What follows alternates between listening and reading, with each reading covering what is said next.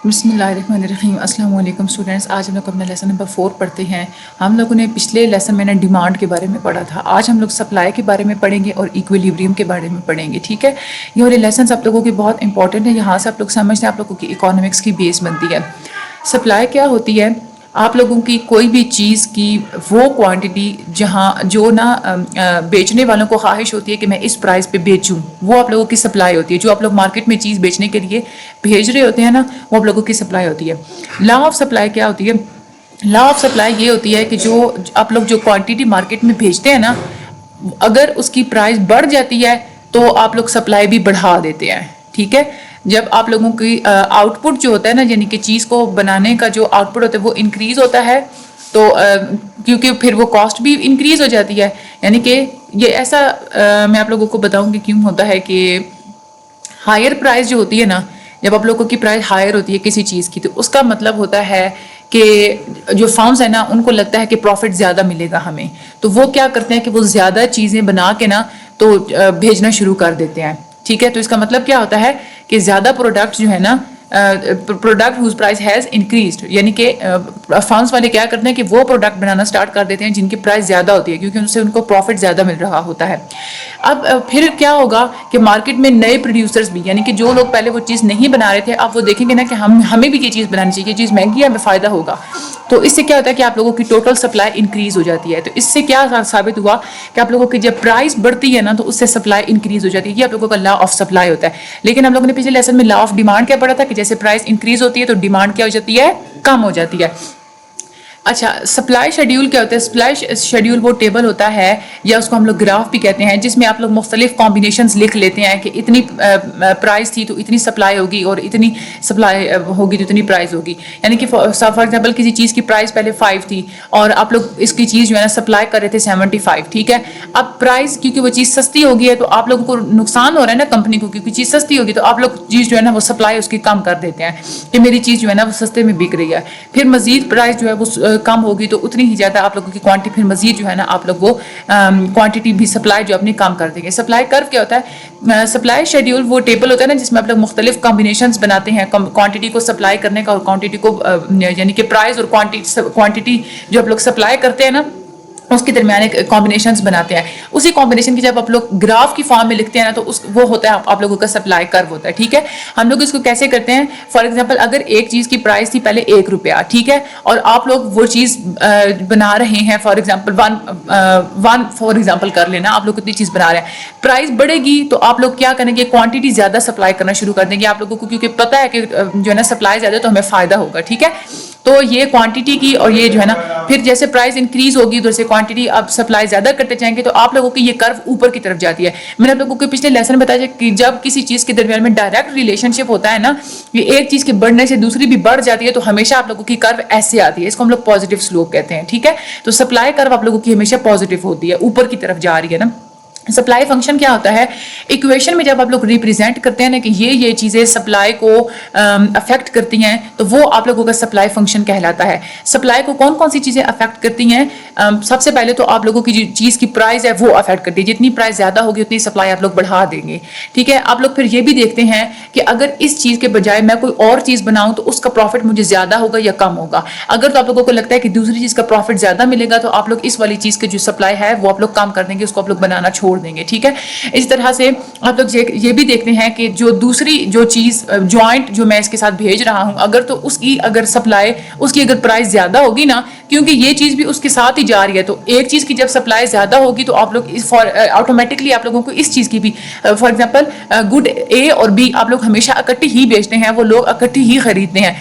तो अगर बी की सप्लाई मार्केट में आप ज्यादा करते हैं क्योंकि प्राइस ज्यादा है, तो आप लोग ए की भी ऑटोमेटिकली साथ में प्राइस ज्यादा कर देंगे। तो ये जो जॉइंटली गुड्स होते हैं ना, वो भी डिटरमिन करते हैं आप लोगों की सप्लाई को। उसके अलावा नेचर और जो मुख्तलिफ जो होते हैं, रैंडम शॉक्स होते हैं, वो भी डिटरमिन करते हैं आप लोगों की सप्लाई को। एम्स ऑफ प्रोड्यूसर्स, यानी कि प्रोड्यूसर्स क्या चाह रहे हैं, वो कितना प्रॉफिट हासिल करना चाहते हैं, उस बेस पे भी आप लोगों की सप्लाई होती है। एक्सपेक्टेड प्राइस ऑफ गुड, यानी कि आप लोग जो एक्सपेक्ट कर रहे होते हैं ना कि फ्यूचर में मेरी चीज की प्राइस बढ़ जाएगी, तो आप लोग फिलहाल के लिए अपनी सप्लाई कम कर देंगे। आप लोग कहेंगे कि फ्यूचर में जब प्राइस ज्यादा होगी ना, तो उस वक्त मैं अपनी चीज को निकालूंगा। आप लोग जो स्टॉक कर देते हैं, ये पेट्रोल पंप्स वाले ऐसे ही करते हैं। सप्लाई इक्वेशन हम जो होती है ना वो Q S is equal to C plus D P, ये आप लोगों ने इक्वेशन ये वाली आप लोगों ने याद करनी है, ठीक है। और पिछले लेसन में जो डिमांड वाली जो इक्वेशन थी वो भी आप लोगों ने याद कर लेनी है। अच्छा, प्रॉब्लम्स ऑफ आइडेंटिफिकेशन यानी कि कौन कौन सी चीज़ें सप्लाई को अफेक्ट करती हैं, इसमें आप लोगों ने पढ़ लिया। आप लोगों की कॉस्ट ऑफ प्रोडक्शन यानी कि चीज़ को प्रोड्यूस करने का जो खर्चा है वो डिटरमाइन, अगर चीज़ को प्रोड्यूस करने का खर्चा ज़्यादा है तो आप लोग सप्लाई कम कर देंगे, क्योंकि फिर आप लोगों को क्या होगा, वो चीज़ महंगी पड़ रही होगी। Profitability of alternative goods substitutes in supply, यानी कि आप एक चीज़ के बदले में कोई और दूसरी चीज़ आप लोगों को ज़्यादा प्रॉफिटेबल लग रही है, आप लोग वो बनाएंगे। Profitability of goods in joint supply, ये भी मैं लोगों को पहले समझा चुकी हूँ। Nature, random shocks, aims of expectations of producer, ये हम लोग ऊपर पहले सारे पढ़ चुके हैं। अच्छा, फैक्टर्स कौन कौन से हैं जो सप्लाई कर्व को शिफ्ट करते हैं, इसमें से मैं आप लोगों को 2-3 पढ़ाऊंगी, बाकी आप लोगों ने खुद समझने हैं, खुद सोच के आप लोगों ने समझने हैं, ठीक है। दिमाग लड़ाएं कि आप लोगों को पक्का जो है ना कंसेप्ट क्लियर हो जाता है जब आप लोग इनको खुद समझते हैं तो। अच्छा, सबसे पहले है रिसोर्स प्राइस। रिसोर्स प्राइस का मतलब होता है कि चीज़ को बनाने के ऊपर आपका जो अपना खर्चा होता है। अगर आप लोगों का जो चीज़ें, फॉर एग्जांपल आप कोई चीज़ बना रहे हैं ना, तो चीज़ बनाने के लिए फॉर एग्जांपल आप लोगों को लकड़ी चाहिए, ठीक है। तो लकड़ी अगर महंगी हो गई है तो लकड़ी से आप जो चीज़ बना रहे हैं, तो रिसोर्स क्योंकि महंगा हो गया, लकड़ी महंगी हो गई है, तो क्या करेंगे आप लोग, सप्लाई को कम कर देंगे, क्योंकि आपका अपना खर्चा ज़्यादा हो रहा है ना उस चीज़ को बनाने में, तो आप लोग चीज़ कम बनाएंगे, सप्लाई जो आप लोगों की डिक्रीज हो जाएगी, कम हो जाएगी। जब कोई चीज़ कम हो जाती है तो वो लेफ्ट वर्ड जो है वो शिफ्ट कर जाती है, क्योंकि ये देखें, अगर हम लोग ऊपर हम लोग ग्राफ में चलें, ये है ना, ठीक है। अब हमारी जो क्वांटिटी है ना वो हम लोग कह रहे हैं कि वो कम हो जाएगी, ठीक है। क्वांटिटी फॉर एग्जांपल के अगर ये पहले जो थी ना, अब प्राइस क्योंकि इंक्रीज हो गई है ना, वो 2 पे चली गई है, ठीक है, यहाँ पे अगर आ गई है फॉर एग्जांपल, और क्वांटिटी जो है ना वो हमारी कम हो जाएगी, वो इधर 1 पे आ जाएगी, ठीक है। तो क्वांटिटी और इसका अगर आप लोग ये बात करें तो यहाँ पे इंटरसेक्ट करिए ना, तो ये ऐसे बनेगी, यहाँ बनेगी आप लोगों की कर्व। तो ये राइट है या लेफ्ट है, ये राइट वर्ड है ना, यानी कि आप लोगों की फिर राइट वर्ड जो है वो मूव करना स्टार्ट कर देगी जब आप लोगों की क्वांटिटी जो है वो डिक्रीज होगी तो, ठीक है। हाँ, अच्छा, आगे यानी कि सप्लाई जो है वो डिक्रीज होगी जब चीज़ों को आप लोग सप्लाई कम करेंगे, ठीक है। तो इसका मतलब क्या हो जाएगा कि सप्लाई कर्व आप लोगों की लेफ्ट वर्ड मूव कर जाएगी, आप लोगों की प्राइस जो है ना फिर इंक्रीज हो जाएगी, क्योंकि मार्केट में चीज़ें कम होगी, लोगों को चाहिए ज़्यादा, तो आप लोग उसकी प्राइस जो है वो बढ़ा देंगे। और इक्विलिब्रियम आप लोगों की जो क्वांटिटी है वो भी जाहिर सी बात है डिक्रीज हो जाएगी, क्योंकि अब सप्लाई का जब कम होगी तो वो भी चीज़ जो है वो डिक्रीज हो जाएगी। हम लोग इसकी एक और एग्जांपल लेते हैं। फॉर एग्जांपल आप लोगों ने टेक्नोलॉजी इंप्रूव किया है, टेक्नोलॉजी इंप्रूवमेंट की वजह से आप लोगों की सप्लाई क्या हो गई है, ज्यादा हो गई है, ठीक है। सप्लाई जब ज्यादा हो जाएगी तो उससे क्या हो जाएगा, आप लोगों की जो प्राइस है वो कम हो जाती है ना, ठीक है। हम लोग सिर्फ प्राइस का और क्वांटिटी का हम लोग देख लेते हैं, ऊपर हम लोग चलते हैं ना, वहां पे हम लोग जाके देखते हैं ये, ठीक है। यहाँ पे हम लोग देखते हैं कि आप लोगों की टेक्नोलॉजी जो है वो बेहतर हुई, तो आप लोगों ने चीज़ों की सप्लाई जो है ना वो ज़्यादा कर दी है, ये यहाँ पे आ जाएगी 3 पे, ठीक है। यहाँ पे अब आ गई ना जब, तो अब सप्लाई जब किसी चीज़ की ज़्यादा होती है तो उस चीज़ की प्राइस कम हो जाती है, यानी कि यहाँ पे 1 पे आ जाएगी। तो इसको अगर हम लोग देखें तो ये पॉइंट इनका बन रहा है ये वाला, यानी कि यहाँ से आप लोगों की कर्व, तो ये कर्व क्या है, राइट वर्ड मूव करेगी, ठीक है। नीचे चल के देखते हैं यहाँ पे क्या था, हाँ ये देखें यहाँ पे राइट वर्ड मूव कर रही है, ठीक है। और साथ में आप लोगों की क्वांटिटी जो है वो भी इंक्रीज हो जाएगी, क्योंकि सप्लाई आप लोगों ने ज्यादा बढ़ा दी है, तो मार्केट में क्वांटिटी भी उस चीज की फिर बढ़ जाएगी ना। तो ये आप लोगों ने बाकी टेबल को खुद समझना है। आगे हम लोग बात करते हैं इक्विलिब्रियम की। इक्विलिब्रियम वो स्टेट होता है जहाँ पे ना ही आप लोगों की मार्केट में कोई चीज बची पड़ी रह जाती है और ना ही आप लोगों की मार्केट में चीज की कमी होती है, यानी कि जितने लोग चीजें डिमांड करते हैं उतनी ही आप लोग चीजें सप्लाई कर रहे हैं। जैसे आप लोगों की चीज मार्केट में आती है उतनी बिक जाती है, फिर मार्केट में आती है उतनी बिक जाती है, ये आप लोगों का इक्विलिब्रियम होता है। इक्विलिब्रियम प्राइस क्या होती है, इक्विलिब्रियम प्राइस वो प्राइस होती है जहां पे डिमांड और सप्लाई आप लोगों की सेम होती है, यानी कि कंपनी वालों को भी फायदा हो रहा है, लोगों को भी फायदा हो रहा होता है, ठीक है। ये वो प्राइस होती है जहां पे कोई लोग जितनी डिमांड कर रहे होते हैं ना चीजों की, उतनी ही आप लोग क्वांटिटी, उतनी आप लोग चीजों को सप्लाई कर रहे होते हैं उसी प्राइस पे, ठीक है। इक्विलिब्रियम क्वांटिटी क्या होती है, ये वो क्वांटिटी होती है जहां पे मार्केट क्लियर हो जाती है, यानी कि मार्केट से आप लोगों की चीजें सारी बिक जाती हैं। ये वो क्वांटिटी होती है कि जिस क्वांटिटी पे आप लोगों की जितनी डिमांड है और जो सप्लाई है वो इक्वल होती है, ठीक है। प्राइस, इक्विलिब्रियम प्राइस यानी कि वो प्राइस जहां पे क्वांटिटी डिमांडेड और क्वांटिटी जो आप लोगों ने सप्लाई की है वो इक्वल होती है। और इक्विलिब्रियम क्वांटिटी का क्या मतलब होता है, वो क्वांटिटी जहां पे जितनी चीज जो है वो डिमांड की गई थी उतनी ही आप लोग उसको सप्लाई कर रहे हैं, तो वो क्वांटिटी आप लोगों की इक्विलिब्रियम क्वांटिटी होती है।